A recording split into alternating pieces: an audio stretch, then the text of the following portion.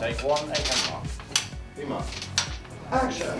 It's the first day filming today, and you know, it's a nice, comfortable, warm environment. and you know, dry.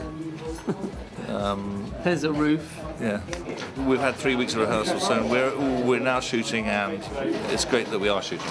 It is great that we are now shooting. Action!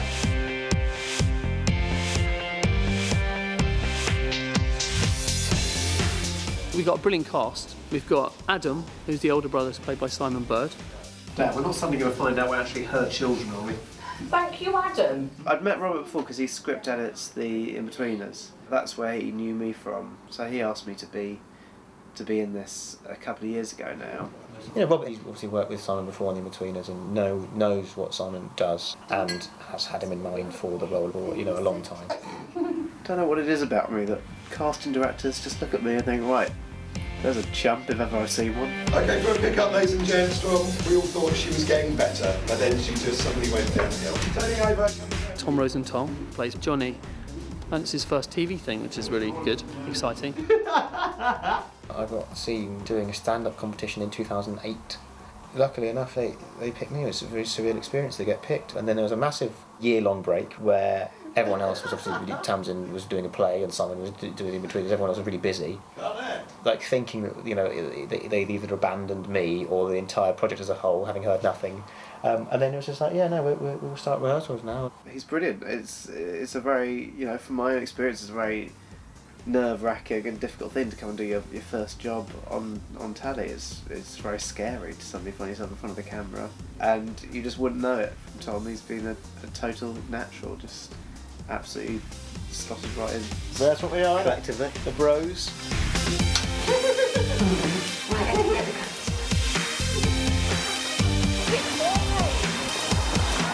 Us actors are all very lucky and we get to play these marvellously drawn characters that Robert Popper's created. We've got the brilliant Paul Ritter, who plays Dad.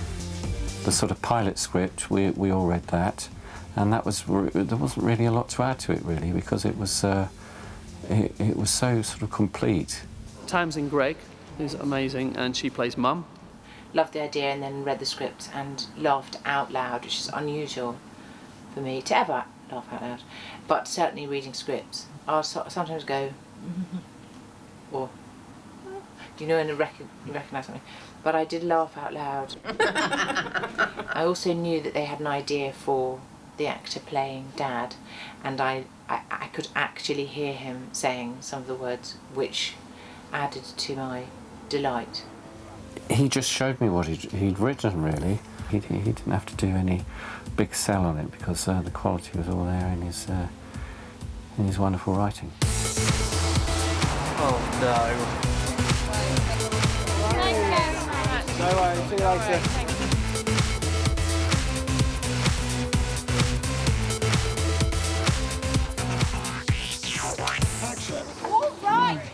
It is a lived-in house by humans. We've murdered them so we can use the house, and which was quite traumatic, but it's fine now. We found a family that's easy to befriend and then kill. We just had Grandma in a Bikini. It's based on when I was, well, several years ago when my grandma was alive. She was about 85, and she used to have this balcony. She used to love the sun, and she told me, you know, sit on the balcony, and then she sat there with me and she said, oh, look, I'm a bit hot. So she went inside and she came out in a bikini, a dotted bikini, and lay next to me on a, you know, sun chair thing on her balcony. And I thought, that's unbelievable. So I just thought when I started writing this that I've got to get Grandma in a bikini. And then I thought what would be funnier, hopefully, would be her being pushed outside the house in a bikini. And we just did it. Frances Cooker was like really good sport. She was just straight in and did it. Schmeigel? Most of the scenarios are very much from Robert's own experiences. There is a quirky truth to a situation like this, because with stories that might seem a bit fanciful, you're on rock solid ground when you can say, well, actually, that did actually happen, or in some form, or you extrapolate a scene out of something that did happen. Yeah, there is a certain amount of veracity that we pay a lot of attention to, that's for sure. Action, family. In the fire. But they're my magazines! I'm not interested anymore. In the fire. Oh, God! It's kind of slightly autobiographical, I guess. Tamsin's wig, my mum has that hair, basically. And sort of wears those sort of clothes. The dad is really similar to my dad. I mean, scarily so. Yeah, he just really is like my dad. My dad is like that. Oh, shit! Shit on it! Shit on it! Shit on it! It was very interesting to meet Robert's family, to meet the sort of the real inspirations behind the characters. Before we did the pilot, we did a short little taster tape, which we actually filmed in Robert's house while his parents were still living there. You know, we'd often have a sort of take interrupted by Robert's dad just walking into shot with a cup of tea. We'd have to sort of be like, okay, cut. Martin, if you could just... Oh, God, shit on it! Meeting the parents was actually, we've met them a couple of times, and like hilarious, like genuinely a lot like they are on the show, you know, not trying to be like his dad is genuinely quite hard of hearing, and just naturally like a lot of humour surrounds him by just what he does. It is a bonfire, what did you expect? Paul is just an incredible actor. I think he's probably based a lot of his mannerisms and tics on the meetings that we've had with Robert's actual dad. Martin's he's a rather marvellous suburban eccentric. Come on. He has a rich inner world, which is full of curiosity. He also invented the first practical reflecting telescope. He makes what I think are very perceptive comments on the world, which possibly sound a bit strange sometimes. Oh, for Christ's sake, all I did was kiss her breasts a little, now come on! Often Robert will come up and say, I think my dad would say it more like this, or Paul has definitely tried to get some of the aspects of Robert's dad's character. And same with Tamsin and Robert's mum. I'm playing an impression of Robert Popper's mum. I don't think I'm actually his mum, because that I think would be a bit weird, given that we're sort of the same age. And so I'm hoping that actually they are different ages, that Robert Popper is not the same age as his actual mum, because that would make a brilliant documentary. But in reality, it might just make breastfeeding hard. Action. Martin! The mother was beautifully observed by Tamsin. You better be dead or I will kill you. And I think they did spend a lot of time studying the characters, because obviously they're real actors. Coming! And they've sort of, you know, done it before, and they know how to really create a beautiful, rounded person, as opposed to sort of myself and Simon are just these sort of vehicles for comedy and do faces like that. Sorry, please excuse my brother for being a complete and utter knob-face. The ironic thing is I actually have pissed myself. What? No. No way. Hello? Hello? This is Johnny's phone, and so when I get bored in between takes, I take photos of people. There's actually a photo I've got to try and find where Simon's trying to pull the ugliest face he can. There he goes. You look fat. Simon is the Robert Popper character. There are qualities that I think that Robert sees that he's put into the writing for Simon to follow, and I think they've talked us a lot about, you know, what kind of, you know, character he is. Can't we all just, you know, like, enough is enough? I mean, I think they are quite different, actually, in reality. Great. I mean, you know, Robert's much more high energy and nervous tics. Just fuck off! I don't think I'm playing it like Robert. I'm not a mimic in any way. But I guess probably subconsciously it's sort of seeped in. I've been around him now for the last 2.5, 3 months. Get sat down today with a full curry. Sat down. First words, I hate curry. It wasn't I hate guys. I don't. What's it? I don't like curry. I don't want curry. Robert is not the right person to be giving me or anyone advice or criticism about what and how they eat. He eats like a little baby. When would you ever have a banoffee pie after a curry? Today was steak and chips. That wasn't good enough for him, though. He had issues with that. Oh, the life of an eccentric. I saw the way that Robert interacted with his real brother, and it is just as it's written. Like a lot of the dialogue Robert said is lifted directly from one of their real Friday night dinners. Very nice, Jackie. Lovely bit of squirrel. I still go home like 3 out of 4 weeks. Yeah. My brother, who's actually called Johnny, when we leave, often my mum will go, "Oh, Robert, here's some food to take home. I don't know, a bit of chicken," and often she'll make like a chocolate mousse or like some crumble, and she'll wrap it up in silver foil, and then she'll go, "And that's for Johnny," and she'll show me the bit for Johnny. I will take his crumble, which he loves, and then I'll get some silver foil, and I'll go into the dustbin and take out like hair. Mum often has a haircut at home for some reason. Paper napkins, bits of onion. Chicken bones, wrap them up and go to Johnny. "Oh, when he's leaving, here's your chicken and that's your crumble." And then the next day I get a phone call about 2 o'clock, "You bastard," from my brother, because he's just gone to the fridge, really just enjoyed his chicken from Mum, and then thinking, fantastic, I've got dessert, nice crumble, and it's just chicken bones and bits of onion and crap. I did overhear him saying to his own brother, "We've got this bit in this scene where, do you remember when Nan did that? Do you remember when she took that thing out of her? What if you put that in the show?" Yeah. Blimey. Can we just get the sofa in position?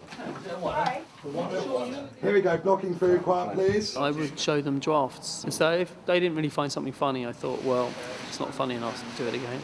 Martin!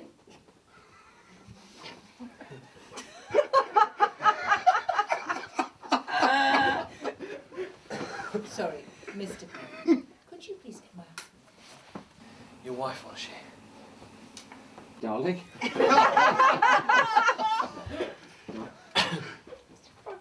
The show, I think, is, whilst it's sort of semi-autobiographical, it's very specific. The family talk very fast, they talk over each other, they talk at each other, they have very specific terms and phrases they use. Crimble crumble. That are very specific, kind of, to my family in a way. Crimble crumble. That, I think the more specific it is about a family, the more people can relate to it. So if it was just a general comedy about a family, I think people would just go, that's just not real. Like my dad, I caught my dad once drinking ketchup out of a bottle. And so this dad drinks ketchup as well, but that did happen. And my dad doesn't wear a top normally in the house. No top tonight, Dad? I'm baking. He never did when I grew up, so this dad doesn't. So it's kind of, everyone's got their eccentricities within their family, and I think people hopefully will go, yeah, we don't do that, but we do this.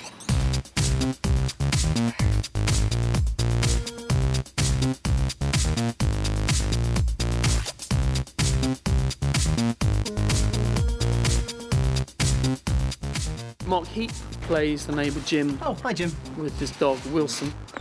We did have a neighbour who I always thought smelt of rum and raisin ice cream, who was quite eccentric. It is a specific smell. He did smell of it. Oh, hello. Hi, Jim. He's a man who lives next door to the other actors, and he's got a moustache and a dog and a way about him. I'm quite a bad corpser in general, but I do tend to be able to hold it together. But in scenes with him, I just find it so difficult, and he's got very angry at me. Be careful. For just ruining take after take. But it's his own fault for being so bloody funny. There we are. Well done, Mum. You okay, Jackie? Oh, at last. Thanks, Jim. He hit me, slapped me on the neck because I ruined the take where the dog is licking Grandma's. Can I say pussy? I've said it. I ruined that take just 'cause I was laughing too much. I mean, I wasn't actually laughing at Mark in that take, to be fair to me. I was laughing at the dog. Well, Wilson. That was a funny one. Yeah, funny scene. We spent 3 weeks rehearsing, which is a lot of time to rehearse, actually. I've never rehearsed this much, which has been brilliant. We all got to know each other. We became this sort of family unit over that period. We went through the scripts. I mean, the scripts are pretty... I like to have them locked, you know. I mean, when we shoot, they're locked. We don't change things. Are you all right? I think I need to sit down, actually.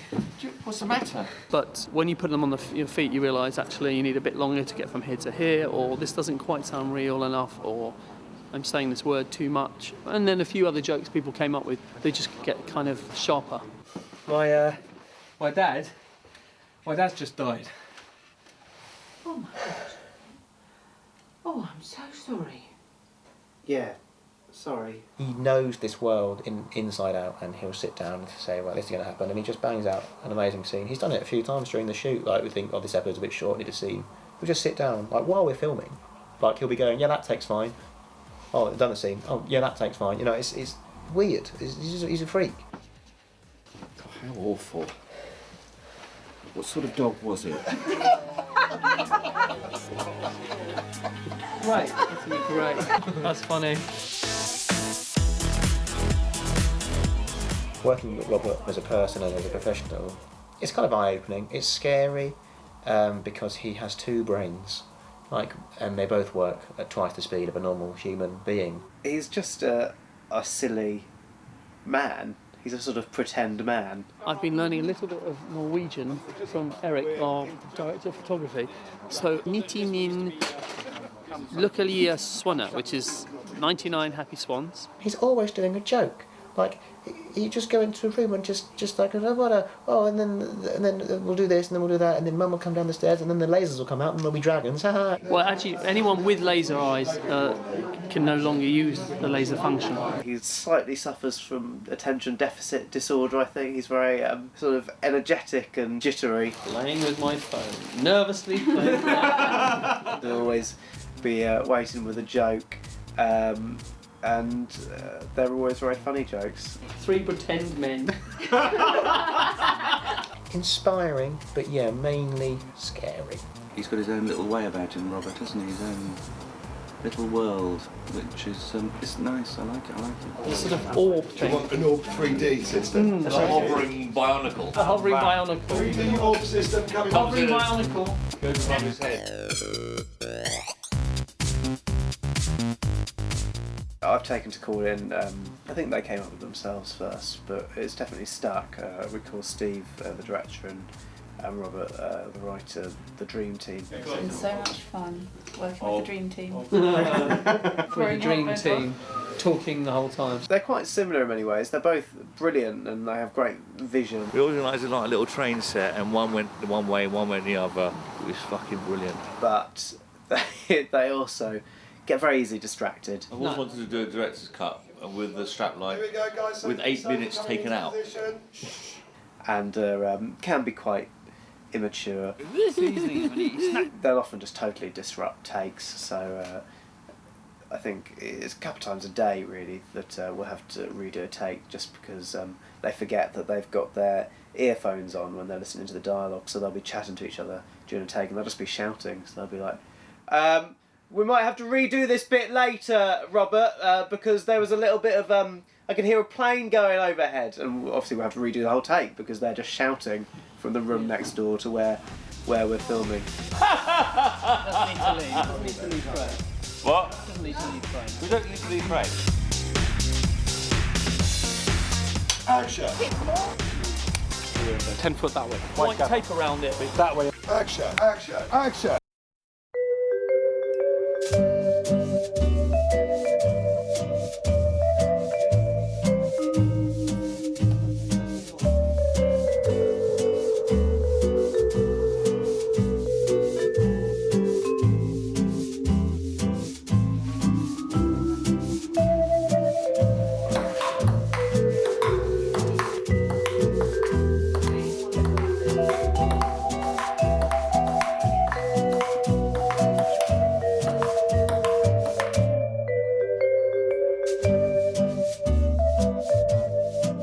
Steve fell asleep during a take, woke up halfway through the take, saying quite loudly, "Are we filming?" There was one take where Robert was just sat there doing the crossword and Steve was next to him fast asleep. This was while the take was going on. The director and the writer of the show. And the thing is, I'd been talking to him and hadn't realised he'd been asleep. So good to see there's some quality control. Yeah, no, it's the punishing schedule that did it. Boring yeah. script. Oh, that was a nice one.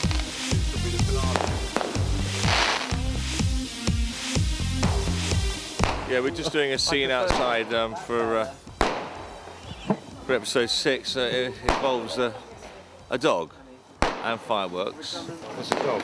There. It's back to me. Just there. Oh, they're beautiful, but really annoying. Dog will probably freak out tonight, like last night. Who scheduled this? The dog. Was it the dog's fault? This is... Good luck. Good luck to you. Good luck, everyone.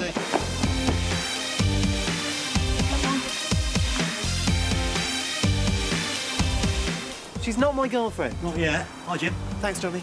Anytime.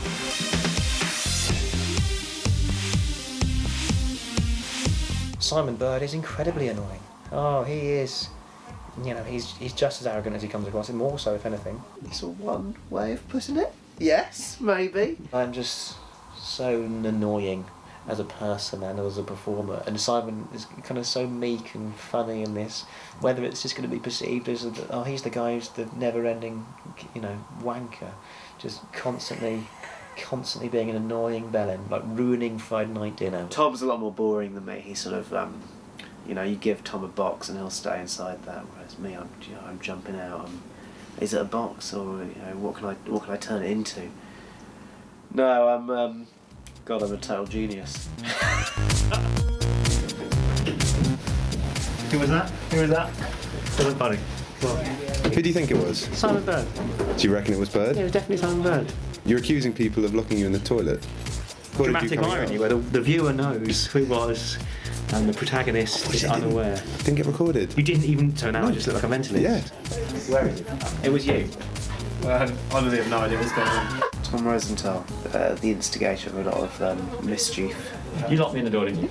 He started playing some pranks on me on set. There's a running joke in the show where Johnny puts salt in Adam's water, so he started doing that in some of my drinks. You bastard! It was hilarious, actually. We all had a good laugh about that. Just drink after drink after drink, ruined. I was getting quite thirsty by the end of the day. Just impossible for me to hydrate myself. So, thanks, Tom. Thanks for that. It was a good day.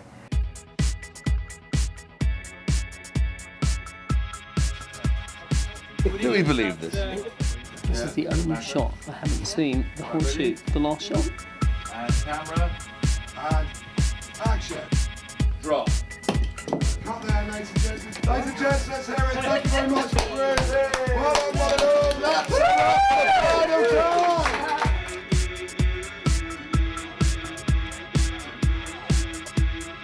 I feel like I've learnt a lot. It's been a very educational experience as well as an enjoyable one. Finally, my acting abilities are coming to the fore because I am playing a woman 400 years older than my actual age.